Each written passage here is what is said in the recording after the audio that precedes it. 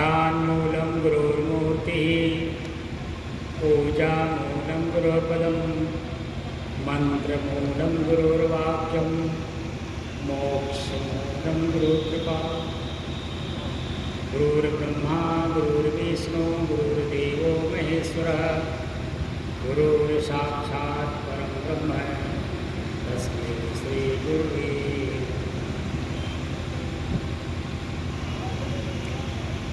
एक बार जरा खूब जोर जितना ताकत हो आपके सबके अंदर में, आप लोग अपना अपना कुर्सी लेके इधर आ जाइए। आज आप लोगों से संवाद करना है। इधर आ जाइए, इधर आइए। ये धोप कुछ नहीं है, सब लोग कुर्सी ले लेकर के इधर आ जाइए। मैं अपने पुलिस डिपार्टमेंट से भी कहूँगा, मेरे जो भाई लोग हैं वो भी लोग इधर आ जाए, थोड़ा सा आप लोगों से भी संवाद करना। क्योंकि प्रश्न ही एक ऐसा आपने रखा है कि हम दुखी क्यों हैं। ये मत समझिए खाली यही लोग दुखी हैं। एक प्रश्न है कि हम दुखी क्यों हैं। आप लोग भी चले आइए, इधर कुर्सी खाली है, या इधर आ जाइए, इधर कुर्सी लेके इधर आ जाइए।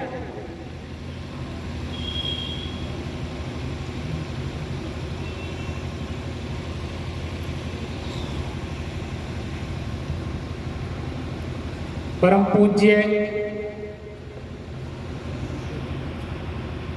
आचार्य कबीर पंथ प्रमुख आचार्य महंत श्री विचार साहेब जी की छौसा से पधारे हुए हमारे आत्मीयजन, हमारे बगल में बैठे हुए हमारे गुरु भाई, इधर उमाशंकर जी हैं, परम पूज्य माताएं बहनें और हमारे बड़े बुजुर्ग, समाज के सभी लोग। आज एक प्रश्न हमने रखा है इस गोष्ठी का कि हम दुखी क्यों हैं। भाई जरा आप लोग बात कम करिए, सुन लीजिए। आप लोग भी दुखी हो, कहाँ दुखी हो इस बात को समझिए। हम लोग बैठे हैं सत्संग करने। आप लोगों को मालूम होना चाहिए, मालूम होना क्या चाहिए, मालूम है, ऑलरेडी मालूम है। जब समाज में कहीं किसी प्रकार का कोई परेशानियां आती हैं, कोई दिक्कतें आती हैं, तो कहाँ पर कौन कौन से शब्द का प्रयोग होता है आप लोगों को मालूम होगा। जैसे समाज में विकृतियां आती हैं, जैसे कोरोना आया था, कितना बड़ा विकराल रूप लेकर के आया था। हमारे भारत सरकार के जो जिम्मेदार लोग थे वो मीटिंग पे मीटिंग, मीटिंग पे मीटिंग, मीटिंग पे मीटिंग करते जा रहे थे कि ये जो कोरोना का पीरियड आया हुआ है, इससे हम अपने आप को प्लस अपने समाज को कैसे सुरक्षित बचाएं। तो देखे होंगे कि हर जगह मीटिंग मीटिंग मीटिंग मीटिंग चल रहा है। एक समस्या सरकार के पास आती है तो शब्द का प्रयोग करता है मीटिंग। दूसरा, आपके समाज में जब किसी प्रकार का कोई परेशानी आती है तो आप लोग क्या बोलते हैं, पंचायत। हम लोग क्या करने बैठे हैं, सत्संग। मीटिंग, पंचायत, सत्संग समस्या के समाधान के लिए होता है। तो हम लोग बैठे हैं, एक समस्या है कि हम दुखी क्यों हैं। चाहे स्त्री हो पुरुष हो। अब यहाँ मैं हिंदू मुसलमान सिख ईसाई नहीं कहूँगा, क्योंकि पूरे विश्व में स्त्री और पुरुष ही दो ही लोग हैं। बाकी तो हमारी आपकी मानती है, हमने मान रखा है। हर गांव में आपने देखा होगा, गांव की बात कर रहा हूँ, शहरों की बात नहीं कर रहा हूँ। आपने देखा होगा कि भेड़ रखने वाले लोग होते हैं। तो एक गांव में दो लोग हैं, 100 भेड़ी है, लेकर के निकलते हैं। दूसरे गांव में 100 भेड़ी हैं, 2 लोग लेके निकलते हैं। तो अपनी अपनी भेड़ी को अपने अपने पास बनाए रखने के लिए, ताकि हमसे अलग ना हो, इसलिए उनको क्या बोलते हैं, दोब करके रखना। गांव का भाषा है ना, दोब कर रखना। ऐसे ही समाज के जितने भी समझदार लोग हैं हमको आपको भेड़ी समझ रखा है लोगों ने, और दोब दोब करके अपने उसी कटघरी में रखा है। तो हम उस कटघरी से हम लोगों को बाहर निकाल देना चाहते हैं कि हम लोग खाली 2 ही लोग हैं, एक स्त्री एक पुरुष। लेकिन उसके भी ऊपर जब जाएंगे तो सिर्फ एक है। और वो मैं नहीं कह रहा, हम लोग जिस छत्र छाया में सत्संग कर रहे हैं वो हमारे प्रमुख आचार्य कबीर साहब ने कहा है, सबको एक कर दिया। साफ कहते हैं, ए जियरा तय अपने दुखई संहार और जही दुख व्यापी रहा संसार। वहां स्त्री पुरुष को भी खत्म कर दिया,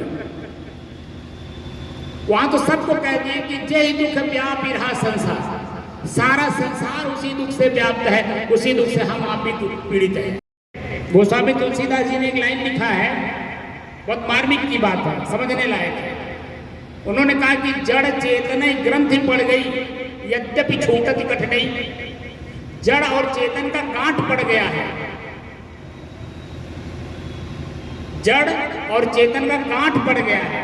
उसी गांठ से अपने आप को मुक्त करना है। कैसे मुक्त करेंगे? वो वासना का गांठ है और हमारे आपके सभी के अंदर में है, चींटी से लेकर के हाथी तक जो जीव जंतु है, और मनुष्य में बच्चे से लेकर के वृद्ध तक सभी लोग वासना रूपी गांठ से, गांठ के नीचे दबे हुए हैं। अब उसी गांठ को खोलना है। कैसे खोलेंगे? जैसे हमारे गुरु भाई अभी बता रहे थे कि बहुत दुख की खानी तब बची हो जब राम ही जानी। वो राम कौन है जिसके जानने से मेरा दुख यानी वासना हमसे मुक्त हो, वासना से मैं मुक्त हो सकता हूं? वो राम कौन है? आपने शायद गौर नहीं किया होगा, 22 जनवरी 2024 को जो हमारे राम मंदिर का शुभारंभ था, उसमें मैं भी आया था पूज्य गुरुदेव जी के साथ, और मंदिर के ठीक बगल में मैं भी था सामने। और हमने जितने भी वक्ता उस मंच से भाषण दिए थे, हमने सबका वीडियो बना करके बल्कि यूट्यूब पे हमने अपलोड भी कर दिया है। और सबके बात को मैंने एकदम गौर से सुना है। उसी में से एक शब्द मैं आप लोगों को कह रहा हूं कि उन्होंने बताया था कि राम है नहीं, उनका प्रतीक है। मूर्ति का जो अनावरण हो रहा है वह प्रतीक रखा जा रहा है। राम के जो मूल रूप थे राम, वो आज है नहीं, उनका मूल रूप जो मूर्ति है उनका अनावरण किया जा रहा है। यानी उनके स्वभाव, विचार, आचरण, उन्होंने जो अपने समय में समाज को दिखाया, उसको आज समाज की जरूरत है। आरएसएस प्रमुख ने भी बहुत बड़ी बात कहा था, और उन्होंने उसको भी मैंने कोट किया है। समाज को किस तरह से चलाया जाए, समाज किस तरह से राममय हो, अपने अपने कामों में सभी लोग दक्ष हों, अपने अपने काम को करते हुए अपने परिवार को, समाज को सुदृढ़ बनाए, मजबूत बनाए, कैसे उस काम को किया जाए। वो सब चीजें हमको पढ़ने को मिलता है भगवान राम जी के जीवन से। वो राम कौन है जिसको सभी लोग जानते हैं, जानते तो हैं लेकिन मानते नहीं हैं। राम ने कहा, हमने सुना, लेकिन राम ने कहा कि अपने आप को सुधारो, ये हमने नहीं सुना। अब यहां राम कौन है जिसको जानने से हमारा वासना रूपी दुख हमारे जीवन से हट सकता है, निकल सकता है, उससे हम मुक्त हो सकते हैं। चाहे वो हिंदू हो, मुसलमान हो, सिख हो, ईसाई हो, जितने भी लोग हैं, अपने अपने धर्म के अनुसार, जैसे एक उदाहरण देता हूं आपको, जैसे पानी एक लिक्विड है, पदार्थ है, तत्व है। अब उसको कोई पानी कह के पीता है, कोई जल कह के पीता है, कोई आग कह के पीता है, कोई वाटर कह के पीता है। लेकिन पीता क्यों है? क्योंकि पीने वाला चींटी हो या हाथी हो, मनुष्य का कोई वर्ग हो, जब उसको तिरखा लगती है प्यास की, तो वो चाहे वाटर कह के पिए, चाहे वो टमाटर कह के पिए, चाहे वो पानी कह के पिए, लेकिन पीता क्या है? सिर्फ पानी। और पानी से ही हमारी तिरखा मिटती है। वो बताइए, कोई अपने अपने धर्म का कोई अलग अलग ताला बना रखा है? पानी पूरे विश्व में एक ही है, आकाश पूरे विश्व में एक ही है, पृथ्वी पूरे विश्व में एक ही है। यानी जो 5 तत्व हैं, पांचों तत्व सबको प्रोवाइड कराया हुआ है पूरे विश्व को। अब हम कौन ऐसे हैं कि उनको हम अलग अलग बांट लिए? इसका मतलब हम दोषी हो गए। दुख से बचने का जो उपाय है वो राम है। वो कौन से राम है? अब राम को समझिए। राम एक शब्द है संस्कृत का। अब वो शब्द बनाया हुआ है, कहां से बना, कैसे बना, कौन बनाया, ये प्रश्न है। और किस अर्थ में बनाया, और वो अर्थ क्या है जिसके बारे में हम लोग या तो जानते नहीं या तो जनाया नहीं गया। या तो हम जाने या तो कहीं से उसे प्राप्त करें। तो कहां से प्राप्त करें वो हमारे आचार्य लोग बताते हैं कि राम कौन है, जो आपके घट में ही विराजमान है। और उसी राम को जानने से हमारा अपना दुख हमारे जीवन से निकल सकता है। वो कौन राम है? राम जो शब्द है वो 2 धातुओं से बना है, रम और घम। रम का मतलब होता है रमण होना, रमण करना, उसी में मिल जाना या वही हो जाना। घम का अर्थ होता है आकाश की तरह। जैसे आकाश अपने आप में ठोस है, स्वच्छ है, निर्मल है, निर्विकार है, उसी तरह से आपके भीतर में जो राम है वह भी निर्विकार है, स्वच्छ और निर्मल है, ठोस है और स्थिर है। और क्या है? शुद्ध है। और क्या है? एक रस है। आप लोगों ने देखा होगा, अपने बचपन में जाइए, 5 साल से लेकर के और अब तक आपके शरीर का बदलाव हुआ, लेकिन आकाश कभी बदला? वही आकाश आज भी है। भले उसमें कितना तूफान आपने देखा हो, बदल देखा हो, बारिश देखा हो, कुछ भी देखा हो, वो समय समय से आया और समय समय से अपने अपने दिशा को फिर चला भी गया।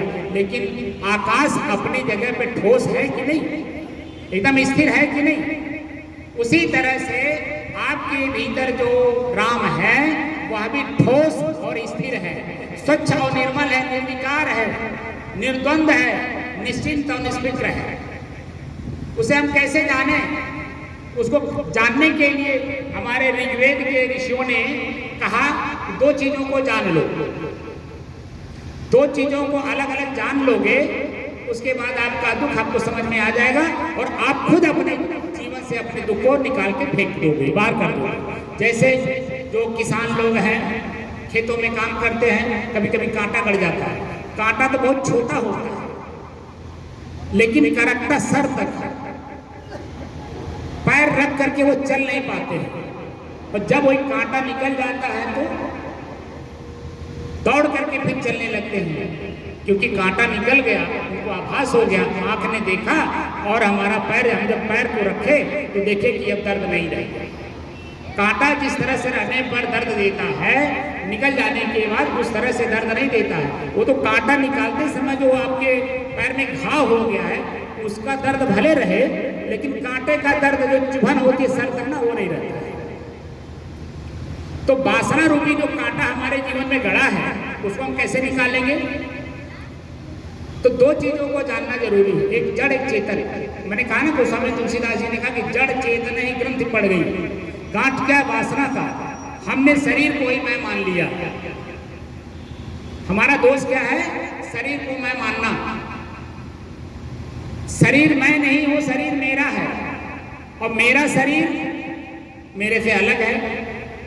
जहां जो लोग पढ़े लिखे लोग हैं उन बात को समझ रहे होंगे कि सैद्धांतिक रूप से जहां जब पढ़ा जाता है तो मैं और मेरे का अंतर जब ढूंढा जाता, देखा जाता है, तो पता चलता है कि मैं अलग हूं, मेरा अलग है।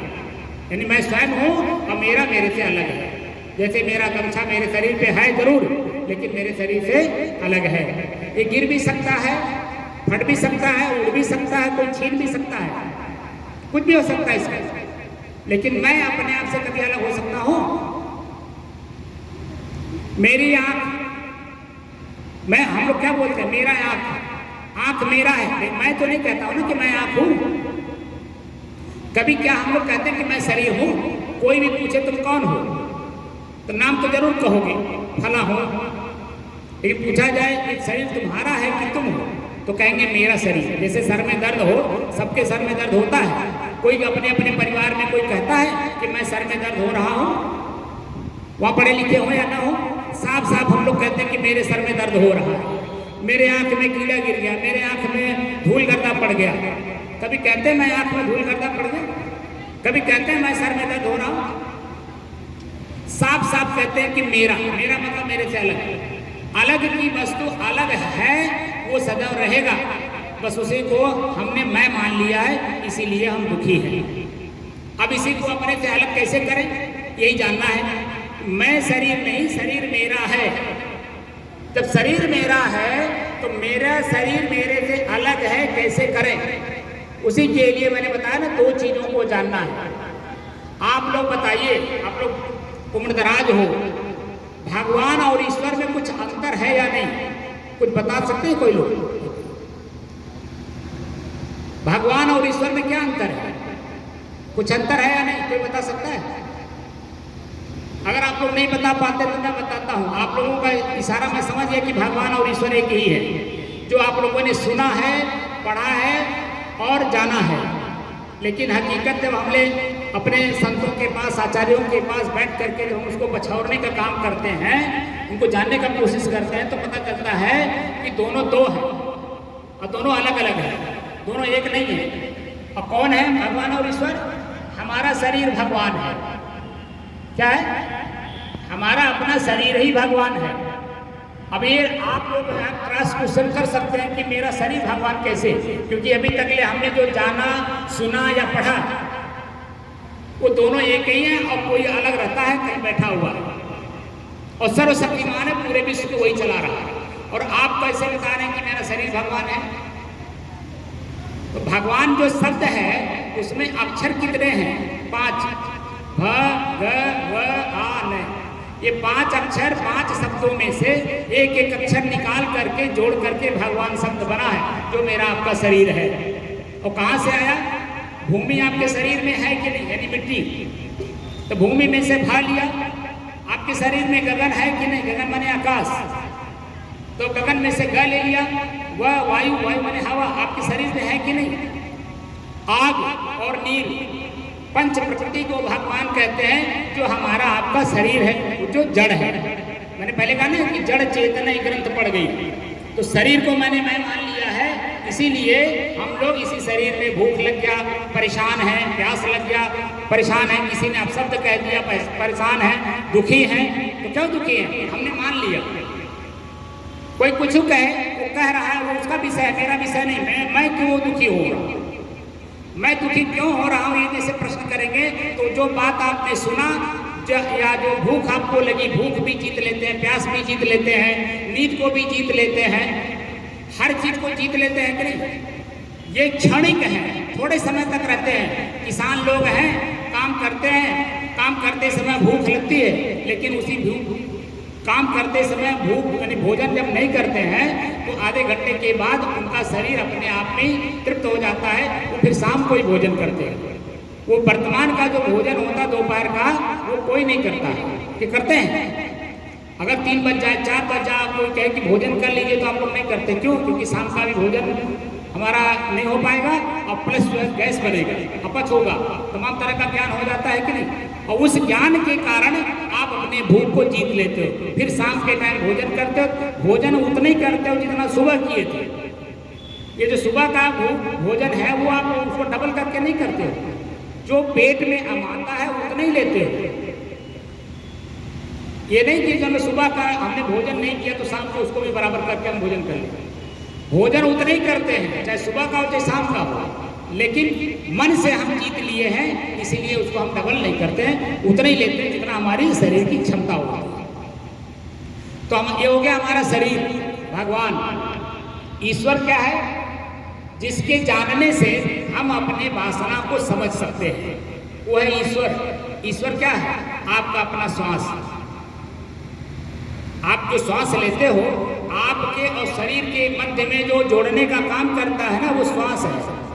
आप पानी बिना कुछ दिन रह लेंगे, भोजन बिना कुछ दिन रह लेंगे, नींद बिना कुछ दिन रह लेंगे, लेकिन श्वास बिना भी आप बता दीजिए 1 घंटा भी रह पाएंगे? तो मेरा श्वास ईश्वर है। और ईश्वर कैसे है? ईश्वर का संधि विच्छेद करिए तो ईधन स्वर। एक विद्वान थे, वो आए थे वहाँ लुधियाना से, संस्कृत के अच्छे प्रवक्ता थे। तो उनके सामने जब मैंने उनको प्रस्तुत किया कि ईधन स्वर, तो उन्होंने कहा कि इसमें संधि है ही नहीं है, तो आप संधि विच्छेद कैसे कर रहे हैं? तो मैंने कहा कोई बात नहीं, अगर इसमें संधि नहीं है और विच्छेद नहीं हो पाएगा, लेकिन स्वर में बी विशेषण लगा है कि नहीं, तो चाहे हम इधर से कहें चाहे इधर से कहें, बात तो वही होगी। स्वर में विशेषण लगाया बी का, ई का, तो ई धन स्वर। ई माने यह, स्वर माने श्वास। हम अपने श्वास को अपने भीतर में देखें, एक एक पल हमारा श्वास कैसे चला। पहला प्रश्न अपने आप से करिए कि मेरा श्वास कैसे चला। अगर मन की दिशा चंचलता में है, दुख में है या किसी चीज में है, आप अपने श्वास को जब देखेंगे तो आपका श्वास तेज चलेगा। लेकिन मन में कुछ नहीं है तो आपका श्वास सामान्य चलेगा। अगर शरीर में रोग नहीं है तो स्लो भी नहीं होगा, धीमी गति नहीं होगी। अगर रोग है तो श्वास की गति धीमी हो जाएगी। तो अपने श्वास को जब हम देखने लगते हैं तो हमें अपना श्वास हमसे अलग महसूस होने लगता है। और जैसे जैसे आपका दिन बढ़ता जाएगा अपने श्वास के प्रति और लगातार उसको देखेंगे तो मेरा श्वास मेरे से अलग है। जितनी दूरी पे हम और आप बैठे हैं इतनी ही दूरी पर मेरा श्वास है। श्वास मेरे से अलग है, आंख अलग है, कान अलग है, नाक अलग है। ये क्या है? ये तत्व है। आंख कौन सा तत्व है? अग्नि तत्व। कान कौन तत्व है? वायु तत्व। इस तरह से 5 तत्व, पांचों तत्व हमारे शरीर में काम कर रहे हैं। मैं इनका जानने वाला दृष्टा साक्षी हूँ और इन सब से अलग, शुद्ध, शांत, स्थिर और एक रस हूँ। इस बात की आप लोगों को जानकारी होगी और धीरे धीरे धीरे धीरे आप लोगों का मन उसी श्वास में रम जाएगा। और जैसे श्वास में रमा, आकाश की तरह आप भी स्वच्छ और निर्मल हो जाएंगे। क्योंकि हर पल जब श्वास को पढ़ेंगे तो मेरे मन में क्या उत्पन्न हो रहा है वो आपको पकड़ में आ जाएगा। और जैसे ही आपके अपने पकड़ में आया, आपने उसका निराकरण कर दिया, स्वच्छ और निर्मल जैसे हैं कम से कम वहाँ पर आप स्थिर बने रह जाएंगे। ना आपके जीवन में कोई दुख आएगा, ना प्रसन्नता आएगी, क्योंकि दोनों मेहमान हैं। प्रसन्नता आई इसका मतलब दुख नहीं है, दुख आया इसका मतलब प्रसन्नता नहीं है। यानी एक जाएगा तो एक आएगा, लेकिन आप अपने जगह पर स्थिर हो, इसलिए दोनों को समझ रहे हो। तो अपनी स्थिरता को जाने बिना, अपनी ठोस स्थिरता के बिना जाने कि कहिए कि आपका जो जड़ चेतन का ग्रंथ गांठ जो बढ़ गई है वो निकल जाए, संभव नहीं है। तो संभव को, असंभव को संभव बनाने के लिए आप लोग संतों के सानिध्य में आते हो और संतों के सानिध्य में रह करके अपने मूल तत्व को जानने की कोशिश करते हो कि मैं भी जैसे 5 तत्व अपने आप में ठोस हैं, स्थिर हैं और प्रकृति के नियमानुसार बदलते रहते हैं, वो तो ठोस है लेकिन पांचों में मिले हुए हैं, इसीलिए वहाँ उनकी क्रिया अलग अलग दिखती है। मैं अपने आप में ठोस हूँ ये नहीं समझ में आता, क्योंकि हमारी आँख बाहर देखती है, कान बाहर सुनता है और उसी को मान करके हम लोग दुखी सुखी हो रहे हैं। तो मूल मैं भी एक तत्व हूँ, उसको बोलते हैं निज तत्व। कबीर साहब ने कहा जो चाहो निज तत्व को तो शब्द ही लेहु परख। शब्द को परखने की बात करते हैं। शब्द बिना सूरत आंधरी, कहो कहाँ को जाए, अद्वार न पावे शब्द का फिर भटका खाए। तो शब्द को ही हमें समझना होगा, क्योंकि शब्द के माध्यम से ही हम अपने भीतर की बात को सामने प्रकट करते हैं। अगर हम उस लेवल के चिंतन रखते हैं तो हमारा चिंतन आपका चिंतन एक हो जाएगा, कहीं द्वंद्व रह नहीं गया। अरे वही भोजन आप ही करते हो, वही नींद आप ही लेते हो, वही पानी आप ही पीते हो, वही बिस्तर पे आप ही सोते हो, तो हम तो अलग कैसे हुए? यानी चेतना की दृष्टि से जब देखेंगे, जो अभी हमारे प्रथम वक्ता बोल रहे थे, साकेत के पूर्व अध्यक्ष, वो प्रेम की बात कर रहे थे। प्रेम कैसे जगेगा? हम अपने भूख को जब देखेंगे तो दूसरे के भूख को समझ जाएंगे, सामने वाले को भोजन करा देंगे। यही आपका आंतरिक प्रेम है। आंतरिक प्रेम को समझने के लिए अपने आप को जानना जरूरी है, और अपने आप को जब जान लेंगे तो मेरे सामने कोई बुरा नहीं है, कबीर साहब कहते हैं बुरा जो देखन मैं चला बुरा न मिलियो कोई, और जब दिल खोजूं आप ना तो मुझसा बुरा न कोई। तो मैं खुद बुरा हूँ और आपको बुरा कह रहा हूँ, क्योंकि हमारे आँख पर जो चश्मा लगा है वो बुरे का लगा है, इसीलिए मैंने आपको बुरा माना। लेकिन अगर हमारा चश्मा एकदम स्वच्छ और निर्मल हो तो हम आपको बुरा कैसे मान लेंगे? जब हम आपको बुरा नहीं मानेंगे तो आप हमको बुरा मानते भी रहोगे तो भी अंत में जाकर के आप अपना मुझे मान ही लोगे। ये सैद्धांतिक चीज है, चेतना के सिद्धांत है कि जब हम अपनी चेतना को जान लेते हैं तो दूसरे की चेतना को जानने में आसानी होती है। तो मैं अपनी वाणी को ही विराम देता हूँ, लेकिन एक बात यही आप लोगों से कहूँगा, क्या मेरे बात को आप लोगों ने समझा? मेरा दुख क्या है? हमने आप ही लोगों की तरफ से प्रश्न रखा था संतों के बीच में कि मैं दुखी क्यों हूँ। अभी महाराज जी जब बोलेंगे तो आप लोग इस बात को गौर से, जरा शब्द ही हम लोग देते हैं और शब्द जो बड़े गौर से सुनता है और बाद में